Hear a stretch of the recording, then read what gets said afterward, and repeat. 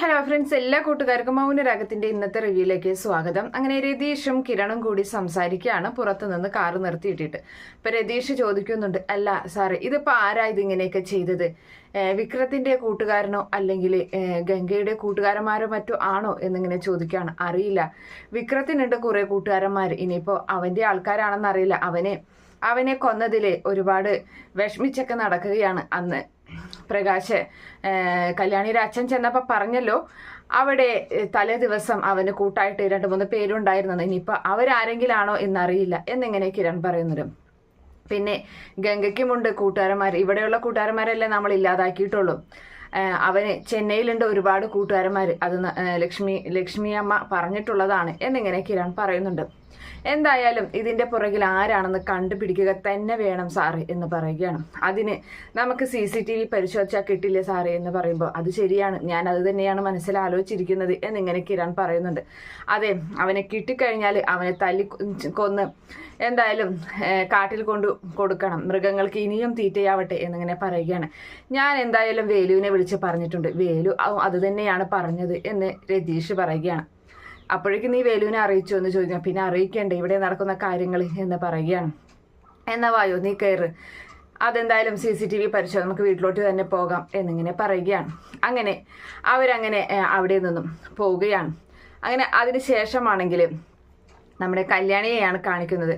അപ്പോൾ കല്യാണിയുടെ വീട്ടിൽ കോളിംഗ് ബെൽ അടിക്കുകയാണ്. അപ്പോൾ വാതിൽ തുറക്കുമ്പോൾ ചന്ദ്രസേനാണ്. അച്ഛനോ എന്ന് ചോദിക്കുകയാണ് കല്യാണി. അതിനകത്തേക്ക് കടന്നിട്ട് അപ്പോൾ കല്യാണി ചോദിക്കുന്നുണ്ട്, എങ്ങനെയുണ്ട് അച്ഛ ആൻറ്റിക്ക് എന്ന് ചോദിക്കുകയാണ്.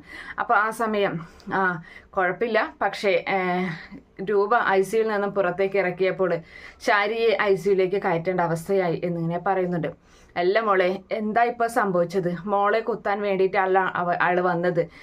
നമുക്ക് ഇപ്പോഴും അപ്പം ശത്രുക്കൾ ഒഴിഞ്ഞിട്ടില്ല എന്നല്ലേ അതിൻ്റെ അർത്ഥം എന്ന് ചന്ദ്രസേന പറയുകയാണ്. അതേ അച്ഛ, എനിക്കും ഒട്ടും വിശ്വസിക്കാൻ പറ്റുന്നില്ല. ഒരു നടുങ്ങിയ ഒരു സംഭവം തന്നെ ആയിപ്പോയി എന്നിങ്ങനെ കല്യാണിയും പറയുകയാണ്. അല്ല മോളെ, അവൻ എങ്ങനെയാണ് ഇതിൻ്റെ അകത്ത് കടന്നത്? എന്തായാലും അവൻ നല്ല രീതിയിൽ നിങ്ങളെ നിരീക്ഷിക്കുന്നുണ്ട്. അല്ല മോള് പിന്നാമ്പുറത്തെ വാതിലൊക്കെ നോക്കിയായിരുന്നോ എന്ന് ചോദിക്കുന്നുണ്ട്. അച്ഛാ, ഞാൻ നോക്കിയെന്ന് പറയുന്നുണ്ട്. അല്ല, ആ വാതിലിൻ്റെ കുളത്തെങ്ങാനും പൊളിച്ച രീതിയിലാണോ എന്ന് ചോദിക്കുന്നുണ്ട്. അയ്യോ, അത് ഞാൻ ശ്രദ്ധിച്ചില്ല അച്ഛാ എന്ന് പറയണം. വാ മോളെ, നമുക്ക് എന്തായാലും അവിടെ പോയിട്ട് നോക്കിയിട്ട് വരാം. അങ്ങനെ ചന്ദ്രസേനനും കല്യാണിയും കൂടി പുറകു വശത്തെ വാതിലിന്റെ അവിടേക്ക് പോവുകയാണ്. അങ്ങനെ ചന്ദ്രസേന അവിടെ നല്ല രീതിയിൽ നോക്കുന്ന സമയത്ത് അവിടെ ഒരു കുഴപ്പവും കാണുന്നില്ല. കുറ്റിക്കൊന്നും യാതൊരു തരത്തിലുള്ള പ്രശ്നമില്ല. അല്ല മോളെ, ഇതിനൊരു പ്രശ്നവും ഇല്ലല്ലോ, കുത്തി തുറന്നതാണെങ്കിൽ അവന് ഈ കുളത്തൊക്കെ തല്ലി പൊളിച്ചിട്ടല്ലേ അവനകത്തേക്ക് കയറുകയുള്ളൂ എന്ന് പറയുന്നുണ്ട്. ഇതിപ്പോ അകത്തു നിന്നും ആരോ തുറന്നു കൊടുത്ത പോലെയാണല്ലോ എന്ന് പറയുന്നുണ്ട്. ആര് തുറന്നു കൊടുക്കാനാ അച്ഛാ? ഞാനും ആന്റിയും മാത്രമല്ലേ ഇവിടെ ഉണ്ടായിരുന്നുള്ളൂ എന്ന് പറയാണ്. അത് ശരിയാണ്, ഒരു പക്ഷെ അവൻ മുകളിലൂടെ കയറിയിട്ട് ടെറസിന്റെ മുകളിൽ കയറിയിട്ട് അവിടുത്തെ വാതിൽ കൊത്തി തുറന്ന് അവന് രക്ഷപ്പെടാൻ വേണ്ടി ഈ വാതിൽ ചിലപ്പോൾ തുറന്നിട്ടതായിരിക്കാം എന്ന് പറയുന്നുണ്ട്. അപ്പം അത് അച്ഛൻ പറഞ്ഞത് ശരി തന്നെയായിരിക്കും എന്നിങ്ങനെ കല്യാണി മറുപടി പറയുകയാണ്. എന്നാലും ഇത് വല്ലാത്തൊരു സംഭവമായിപ്പോയി. എന്നാൽ ഇവിടെ ചെരുപ്പിന്റെ അടയാളം മറ്റൊന്നും കാണാനില്ല. അപ്പോൾ ശരിക്കും ടെറസിന്റെ മുകളിലൂടെ തന്നെയായിരിക്കും വന്നത് എന്ന് പറഞ്ഞിട്ട്, വാ മോളെ, നമുക്ക് അവിടെ പോയി നോക്കാമെന്നും പറഞ്ഞ് കല്യാണിയെയും വിളിച്ച് വീണ്ടും നമ്മുടെ ചന്ദ്രസേന മുകളിലേക്ക് പോവുകയാണ്. അങ്ങനെ അവിടെ ചെന്നിട്ടും അവിടുത്തെ വാതിലിന്റെ കുളത്തൊക്കെ നോക്കുന്ന സമയത്തും അതിനും യാതൊരു തരത്തിലുള്ള കുഴപ്പവുമില്ല. അതാണെങ്കിൽ അടഞ്ഞു കിടക്കുകയാണ്. അല്ല മോളെ, ഇത് അടഞ്ഞു കിടക്കുകയാണല്ലോ, മോളിത് അടച്ചതാണോ? അല്ല അച്ഛ എന്ന് പറയുന്നുണ്ട്. പിന്നെ എന്താ സംഭവിച്ചത്? അവൻ ഇതും തുറന്നിട്ടില്ലല്ലോ എന്ന് പറയുകയാണ്. എന്തൊക്കെയോ പ്രശ്നങ്ങളുണ്ട്, എന്തായാലും സൂക്ഷിക്കണം മോളെ എന്നും പറഞ്ഞ് ചന്ദ്രസേനൻ അവിടെ താഴോട്ട് ഇറങ്ങി വരികയാണ് കല്യാണിയെയും കൊണ്ട്. അപ്പോൾ ആ സമയത്താണ് നമ്മുടെ രതീഷും കിരണും കൂടിയിട്ട് കാറിൽ അങ്ങനെ വരുന്നത്. അങ്ങനെ കാറിൽ വന്ന് ഇറങ്ങി നേരെ ഇവരുടെ അരികിലേക്ക് വരികയാണ്. അച്ഛൻ ഉണ്ടായിരുന്നോ ഇവിടെ എന്ന് കിരൺ ചോദിക്കുകയാണ്. അതേ മോനെ, അല്ല, ഇവിടെ ഒരാള് വന്നിട്ട് പോയിട്ടുണ്ടെങ്കിലും ആരോ അകത്ത് നിന്ന് വാതിൽ തുറന്നു കൊടുത്തത് പോലെയാണ് കിരണേട്ട തോന്നുന്നത് എന്നിങ്ങനെ കല്യാണി പറയുന്ന സമയത്ത് രതീഷ് പറയാണ്, ഞാൻ അപ്പോഴേ പറഞ്ഞില്ലേ, അകത്ത് നിന്ന് ആരെങ്കിലും തുറന്നു കൊടുത്തത് ആവാനാണെങ്കിൽ അത് സരയുവിൻ്റെ അമ്മ തന്നെയായിരിക്കും, സരയുടെ വളർത്തമ്മ. സരയുടെയും സരയുടെ അമ്മയെ ഒന്നും വിശ്വസിക്കരുത് ഞാൻ പറഞ്ഞിട്ടുള്ളതല്ലേ എന്നിങ്ങനെ രതീഷ് പറയാം. നീ എന്താ? അപ്പൊ കല്യാണി ചോദിക്കുക, രതീഷേട്ടൻ എന്തൊക്കെയായി പറയുന്നതെന്ന് ചോദിക്കുകയാണ്. എന്തിനാ അവർക്ക് നമ്മളെ ഉപദ്രവിക്കേണ്ട ആവശ്യം? കല്യാണി, നീ അങ്ങനെ എല്ലാവരെയും കണ്ണുമടച്ച് വിശ്വസിക്കണ്ട. ഞാൻ അവരെ പലപ്പോഴായിട്ട് പറയുന്നുണ്ട് അവരെ വിശ്വസിക്കരുതെന്നും. അവർക്ക് ഇപ്പം മനോഹർ നന്നായ രീതിയിൽ നിങ്ങൾ മനോഹറിനെ സ്നേഹിക്കുന്നതും കുഞ്ഞിനെ കൺമണി മോളെ മനോഹറിനെ ഇടക്ക് കൊണ്ടുപോയി കാണിക്കുന്നതും അതൊക്കെ തന്നെ അവൾക്ക് ഇഷ്ടപ്പെടുന്നുണ്ടാവില്ല എന്ന് പറയുകയാണ്. അപ്പോൾ കല്യാണി പറയുന്നുണ്ട് അതിനിപ്പം മനോഹറിനോട് അവൾക്ക് യാതൊരു തരത്തിലുള്ള ദേഷ്യവും ഇല്ലല്ലോ എന്നിങ്ങനെ പറയുകയാണ്. അത് നിങ്ങൾ പുറമെ കാണിക്കുന്നതല്ലേ എന്ന് രതീഷ് ചോദിക്കുകയാണ്. അങ്ങനെയൊന്നും ഉണ്ടാവില്ല, അവളുടെ സ്വഭാവത്തിൽ അവൾക്ക് ബുദ്ധി ഉണ്ടെങ്കിൽ ഇനി എന്തായാലും അവൾ ആദ്യത്തെ ജീവിതത്തിലേക്ക് തിരികെ പോകില്ല എന്ന് കിരൺ മറുപടി പറയുകയും ചെയ്യുകയാണ്.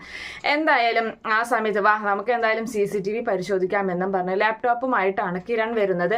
അങ്ങനെ അവരെല്ലാവരും ആ സോഫയിൽ അങ്ങനെ ഇരുന്നിട്ട് ആ ലാപ്ടോപ്പിൽ CCTV ദൃശ്യം പരിശോധിക്കുകയാണ്. അങ്ങനെ അത് പരിശോധിച്ചിട്ട് കിരൺ പറയുന്നുണ്ട് അല്ല ഇതിലിപ്പോൾ ഇന്നലത്തെ ദൃശ്യങ്ങളൊന്നും പതിഞ്ഞിട്ടില്ലല്ലോ, CCTV ആരോ കേടാക്കിയിരിക്കുകയാണ് എന്ന് പറയുകയാണ്. അത് ശരി, അപ്പോൾ വന്നവൻ നല്ല ബുദ്ധിയുള്ളവൻ തന്നെയാണ്, അവൻ കരുതി കൂട്ടി തന്നെയാണ്, ഇതൊക്കെ മുന്നേ കണ്ട് തന്നെയാണ് ഇതൊക്കെ ചെയ്തിട്ടുള്ളത് എന്ന് പറയുകയാണ്. അപ്പോൾ വീണ്ടും രതീഷ് ചോദിക്കുന്നുണ്ട് അല്ല ഇവിടേക്ക് കല്യാണി വന്നതിന് ശേഷം സരു ഇവിടേക്ക് വന്നിരുന്നു എന്ന് ചോദിക്കുകയാണ്. അപ്പോൾ എന്നെ കിരണേട്ടൻ ഇവിടെ കൊണ്ടുവന്നാക്കുന്ന സമയത്ത് സരു ഇവിടെ ഉണ്ടായിരുന്നു എന്ന് മറുപടി പറയുകയാണ്.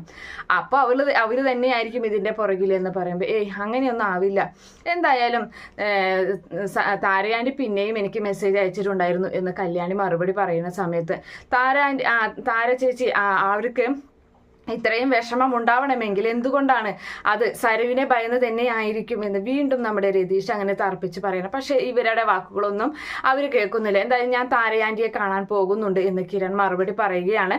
അതിനുശേഷം നമ്മുടെ താര വിഷമിച്ച് അങ്ങനെ ഇരിക്കുകയാണ്. ആ സമയത്താണ് സരയു കടന്നു വരുന്നത്. ഒരു യക്ഷിയെ പോലെ അവളുടെ അരികിലേക്ക് പാഞ്ഞെടുക്കുകയാണ്.